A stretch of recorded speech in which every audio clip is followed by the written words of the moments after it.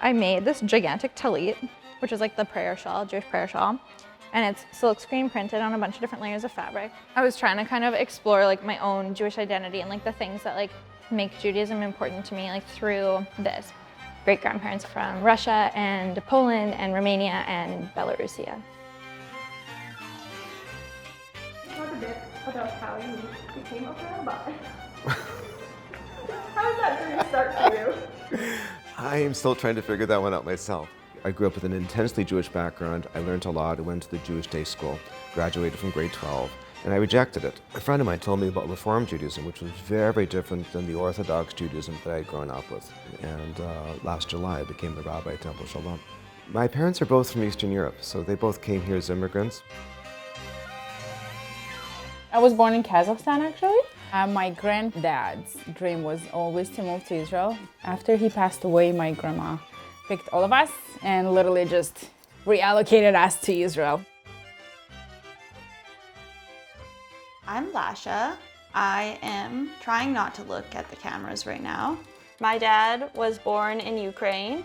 This is him at 6 years old here. Our former homestead, which is now a City Winnipeg public park called Reimer-Henteleff Park, there is an interpretive center, indicates the number of Jewish farmers in Manitoba. The number is quite extraordinary, but they didn't have much experience because they weren't permitted to farm in the old country.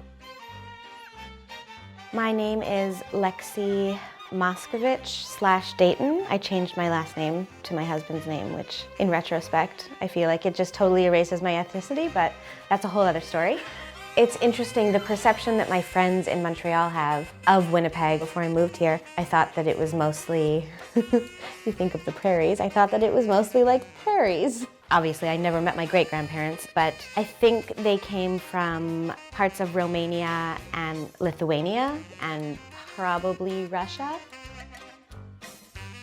So my father, he was the only surviving child after the Second World War. There were my grandparents, 2 uncles, and my father from Holland. My mother was a Chinese Lakota woman from Wood Mountain Lakota Nation in Saskatchewan. When I was really little, at one of my older cousins' bat mitzvahs, we threw Jolly Ranchers at her. All I know is that my great-grandfather came from Russia-ish, and they came straight to Winnipeg. Well, I identify as Indigenous, Chinese, and Jewish. I'm not Orthodox, but I'm religious.